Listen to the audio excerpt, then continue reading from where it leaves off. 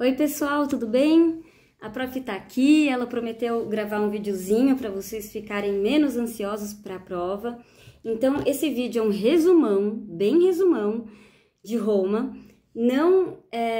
Ver esse vídeo não significa que você já está preparado para a prova, tá? Você precisa ver o vídeo, você precisa também estudar os conteúdos do caderno e do livro e verificar os materiais que eu disponibilizei para vocês. Então assim, primeira coisa, começando a estudar Roma, a gente começou com uma linha do tempo.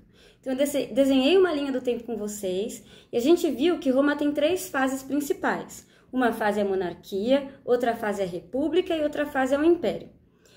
E a gente começou vendo então a monarquia. A monarquia é uma fase mais curta da história de Roma, que vai de 753 a.C. a 509 a.C. Não precisa decorar essas datas, é só para vocês se situarem no tempo. O que aconteceu nesse período? Como o próprio nome diz, gente, monarquia significa que tinha um monarca, um rei no poder. Esse rei, ele dividia o poder com os senadores, um grupo de patrícios que ocupavam o Senado, e uma assembleia de patrícios, ou seja, outros patrícios que não ocupavam o Senado. Então, a gente tem o rei, o monarca no poder, junto com o Senado, junto com a Assembleia de Patrícios.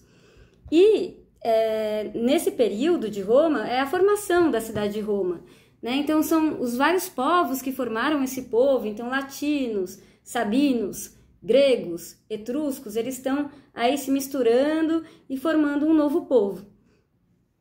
Nessa fase, a gente vai ter as 4 principais classes sociais que vão ter ao longo da história de Roma inteira. No topo do poder, os mais poderosos, os patrícios. Logo abaixo dos patrícios, existe um grupo de plebeus que é beneficiado pelos patrícios se em troca eles derem apoio político para esses patrícios, que são os clientes. Logo abaixo desses clientes, a gente tem os plebeus, que são, enfim, que não tem essa troca, né, de favores. Ah, eu te apoio politicamente, em troca você me dá alguma coisa. Esses plebeus que não estão fazendo essas trocas de favores são simplesmente plebeus, a gente não vai chamar de clientes. E a gente vai ter os escravos, em número menor durante a monarquia. E escravo, gente, vamos lembrar, não tem nada a ver com cor de pele, escravo é prisioneiro de guerra, ou um plebeu que se endividou demais, tá? Então, nessa primeira fase da história de Roma, a cidade de Roma, ela se modernizou bastante, existiam reis no poder, mas ainda não existiam grandes guerras de conquista, né? Ainda era uma cidadezinha pequena, com reis no poder. O último rei de Roma foi deposto, Tarquínio Soberbo, por um grupo de patrícios que acharam melhor não ter mais um rei, uma pessoa só mandando, quer dizer, tendo maior poder político. Então, quando o último rei de Roma é deposto, é retirado do poder, a gente começa uma nova fase da história de Roma, que é a República.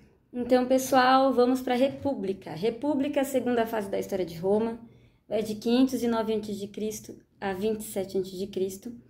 Nesse período não tem mais um monarca no poder, quem vai estar no poder é um grupo de pessoas, tá? República vem do latim res publica, coisa do povo. Res, coisa pública do povo. E quem é o povo, na verdade, são os patrícios, pelo menos no início da República.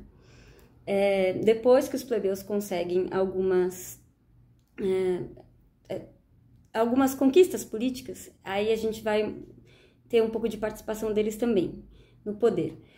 Mas, basicamente, como é que é essa fase? A República, ela é uma fase longa, maior, assim, da história de Roma. E nessa fase, Roma deixa de ser um reinozinho pequenininho e começa a se expandir. Ou seja, os romanos eles vão fazer uma série de guerras de conquista, eles vão conquistar vários territórios ao redor do mar Mediterrâneo.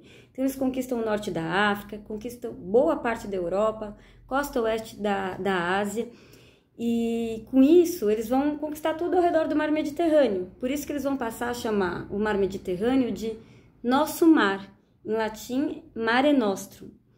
Nessas guerras de conquista é que vai vir a grande riqueza de Roma. A riqueza de Roma vem dos territórios conquistados e dos escravos conquistados nas guerras de conquista.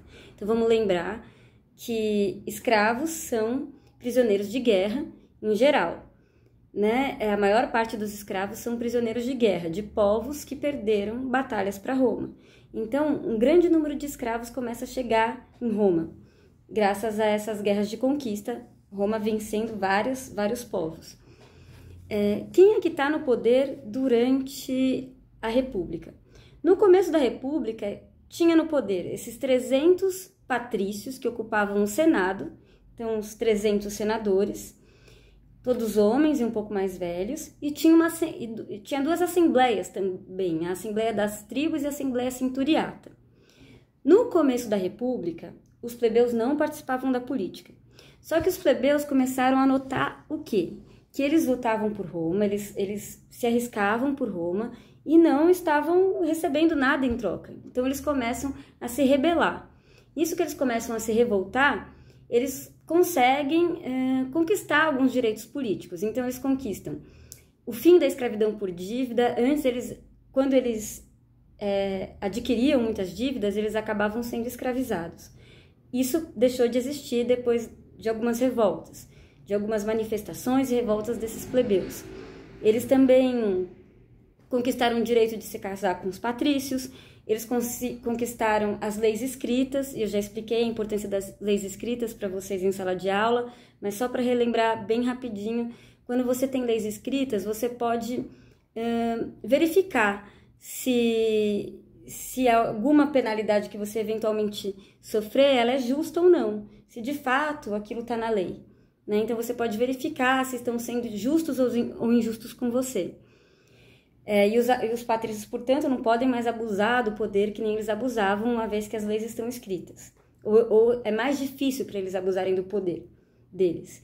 E os plebeus também conquistaram a chamada Assembleia da Plebe. Ou seja, com a Assembleia da Plebe, era uma reunião em que os plebeus iam participar, e nessa reunião, o tribuno da plebe, que é o representante desses plebeus, ele ia conhecer quais eram as demandas desses plebeus. E esse tribuno ia poder vetar uma lei que fosse ruim para os plebeus. Então, lá os senadores estão fazendo as leis de Roma. Se eles fazem uma lei que é ruim para os plebeus, esse tribuno da plebe pode vetar essa lei, pode proibir essa lei. Então, lá para o final da República, quem é que vai estar no poder? Vai ter os senadores no poder, as assembleias das tribos e centuriata e também a assembleia da plebe, tá? Ainda assim, o poder dos plebeus é menor do que o poder dos patrícios. Por fim, uma última coisa que os plebeus conquistam é o direito de um dos cônsules. Então, assim, um cônsul, 2 cônsules. Quem é o cônsul? O cônsul pode ser ou o chefe do exército de Roma ou o chefe do Senado, tá? Então, ele é uma pessoa que vai ter um pouco mais de voz dentro do Senado e mais liderança militar. Os plebeus ganharam o direito de que um dos cônsules fosse plebeu. Então, ou o cônsul chefe do exército ia ser plebeu, ou o cônsul chefe militar, ou o cônsul chefe do Senado ia ser plebeu. A gente viu, por exemplo, no filme do Júlio César, que se passa durante a República, que o Júlio César, ele primeiro se torna cônsul-chefe do Senado e depois ele vai virar cônsul-chefe do Exército. Ele é de origem patrícia, mas só para vocês lembrarem, assim, desse cargo político que existia. De qualquer forma, os plebeus ainda estavam insatisfeitos, conseguiram algumas coisas, mas eles ainda não estavam plenamente satisfeitos, eles tinham uma série de problemas com os senadores que não iam lutar com eles nas guerras, ficavam lá só no Senado fazendo uma série de leis e ganhando as terras que os plebeus conquistavam. Então os plebeus eles não gostavam, no final da República, eles tinham muita antipatia com a figura dos senadores. Por outro lado, de quem os plebeus gostavam? Eles gostavam de alguns patrícios que eram generais do exército, que lutavam com eles, que conquistavam as terras com eles, que se arriscavam com eles. Esses generais começaram a perceber que eles podiam fazer o quê? Que eles podiam pegar esse exército de plebeus armados que eles tinham os apoiando e atacar o Senado romano junto a esse exército de plebeus e dar um golpe militar, ou seja, vamos pensar só, eu sou um general romano, posso ser patrício ou plebeu, eu sou um general romano. Eu tenho um exército de plebeus que eu comando, estão todos armados. Tenho 10, 20, 100 mil plebeus armados que gostam de mim e que lutam comigo. Lá, quem é que manda em Roma mesmo? São os senadores, 300 patrícios.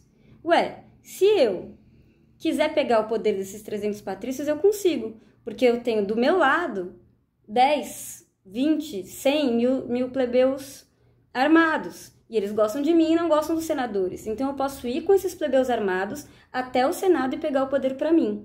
E isso começa a acontecer na República. A gente vai ter o Sila, que a gente viu no filme também do Júlio César. O Sila é um dos primeiros que vai fazer isso, tentar pegar o poder de Roma para si. Depois o próprio Júlio César vai tentar pegar o poder de Roma para si. Quando o Júlio César morre, porque ele é assassinado por um grupo de senadores que falaram, olha, ele está tentando ser rei, ele quer pegar o poder só para ele, e assassinaram ele, a gente vai ter outros 2 militares que vão disputar o poder. Um é o Marco Antônio, que vai se aliar com a Cleópatra, e outro militar é o Caio Otávio Augusto. O Marco Antônio e a Cleópatra perdem essa disputa e o Caio Otávio Augusto consegue pegar o poder de Roma para ele. Mas aí os senadores vão deixar ele governar. E aí a gente vai acabar essa fase, que é a República, e vai iniciar uma nova fase, que é o Império.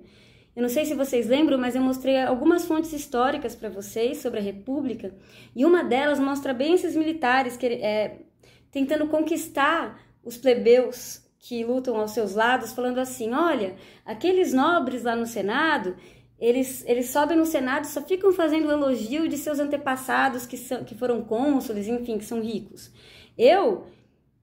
Para conseguir a confiança de vocês, eu não consigo ficar elogiando meus antepassados, porque eles não ocupavam cargo no Senado, eles não eram ricos. Mas eu posso mostrar as cicatrizes que cortam o meu peito. Essa é a minha nobreza, a nobreza que eu consegui por meu próprio esforço, e não que eu herdei igual aqueles nobres orgulhosos, né, os patrícios. Não sei se vocês lembram, eu li algumas vezes essa fonte histórica com vocês, mas ela se insere dentro desse contexto, dos generais tentando conquistar os plebeus armados para juntos darem um golpe militar contra os patrícios, ou seja, pegar o poder de Roma para si, tá? Vamos para o Império. Oi, pessoal! Terceira e última fase, o Império Romano. Nessa fase, é uma fase longa também da história de Roma, e a gente vai ver que quem vai estar no poder nessa fase é o imperador que governa com auxílio do Senado, tá? O primeiro imperador de Roma foi o Caio Otávio Augusto, aquele que venceu a disputa contra Marco Antônio e Cleópatra e conseguiu o poder de Roma.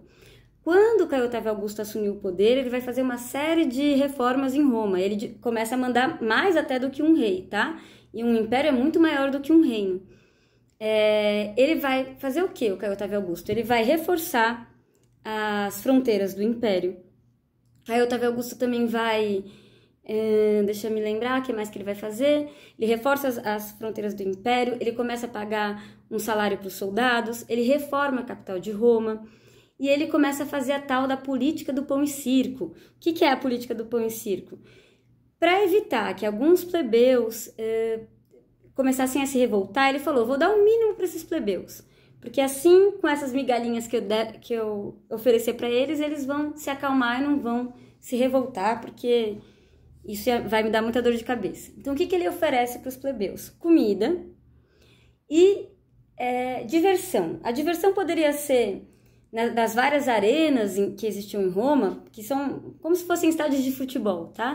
Só que em vez de estar acontecendo um jogo de futebol lá na arena, podia estar acontecendo uma peça de teatro, uma apresentação musical, uma apresentação, às vezes, de algum esporte, e muitas vezes aconteciam as lutas de gladiadores. Os gladiadores eram escravos que lutavam entre si, eram obrigados a lutar. Muitos morriam nessas lutas e às vezes os romanos colocavam animais também para lutar contra esses gladiadores. Então a gente viu, né? A gente viu até um vídeo do TED, se não me engano, sobre essas lutas de gladiadores que aconteciam nas arenas em Roma. Durante o governo do Caio Otávio Augusto ainda não existia o Coliseu, mas depois de um tempo as principais batalhas de gladiadores aconteceram no Coliseu. E Enfim, o Caio Otávio Augusto ele foi um importante imperador, depois dele veio uma série de imperadores, cada um teve uma atitude diferente do outro, alguns duraram mais tempo no poder do que outro, alguns governaram melhor do que outros, mas o que importa é que esse império muito grande, depois de uns 400 anos, começou a ficar difícil de ser sustentado. Principalmente por conta de um negócio que a gente vai chamar de Pax Romana. O que foi a Pax Romana? Foi um período em que Roma parou de se expandir. Um período de 200 a 300 anos em que os romanos não fizeram mais guerras de conquista. Os soldados romanos estavam só protegendo as fronteiras do império, mas os romanos não estavam mais conseguindo conquistar novas terras. Isso fez com que o número de escravos diminuísse. E com o número de escravos diminuindo, a produção de alimentos em Roma diminuiu. Muitos patrícios passaram a contratar plebeus que estavam sem emprego para trabalhar nas terras deles, já que não tinham mais tantos escravos. E esses plebeus começaram a trabalhar nesse sistema de colonato, então eles se tornam colonos. Como é que é esse colonato? O patrício emprestava uma terrinha para esse plebeu, e o plebeu produzia nessa terrinha, e depois de um tempo o patrício ia lá, recolhia uma parte do que foi produzido para ele e outra parte menor ficava para o plebeu. Esse é o sistema de colonato. Mas o sistema de colonato ele é menos produtivo do que o sistema escravista. Então, mesmo assim, mesmo com a existência de colonos, a produção em Roma, a produção de gêneros alimentícios, então de trigo, de vinho, de azeite, de outras coisas que eles precisavam para viver, para se alimentar, essa produção diminui. Quando a quantidade de uma coisa a ser vendida diminui, o preço dessa coisa a ser vendida aumenta. Então, se tem menos trigo, o preço do trigo vai subir. Então, o pão vai ficar mais caro. Os plebeus, enfim, os romanos que tinham que comprar comida, eles começaram a sofrer com essa inflação, com essa alta dos preços alimentícios. Então, começou a ficar caro viver em Roma, comer em Roma. E aí o imperador, de onde ele tirava o salário dos soldados que protegiam as fronteiras? Ele tirava o salário desses soldados a partir dos impostos que os plebeus pagavam. Só que os plebeus não conseguiam mais pagar os impostos que pagavam antes, porque agora eles estão pagando muito cara a comida. Então o imperador não consegue mais pagar direito os soldados que protegem as fronteiras. Então esses soldados que estão protegendo as fronteiras, eles vão começar a se rebelar e vão sair das fronteiras. E aí Roma vai ficar fragilizada e povos germânicos, quer dizer, que os romanos chamavam de bárbaros, povos não romanos, começam a invadir aos poucos o império.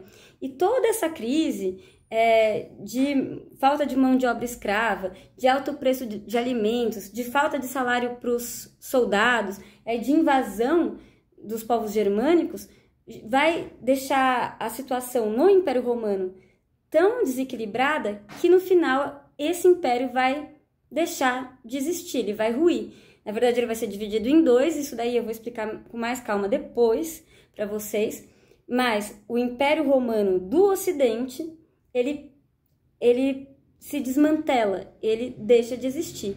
E é nesse momento que a gente vai começar uma nova fase da história, que vocês vão estudar principalmente no 7º ano, que é a Idade Média.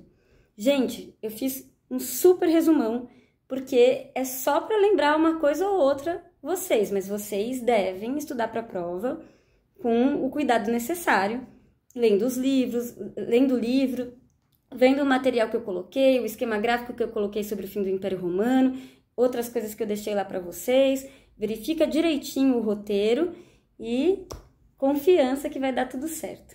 Então é isso. Bons estudos e tchau, tchau!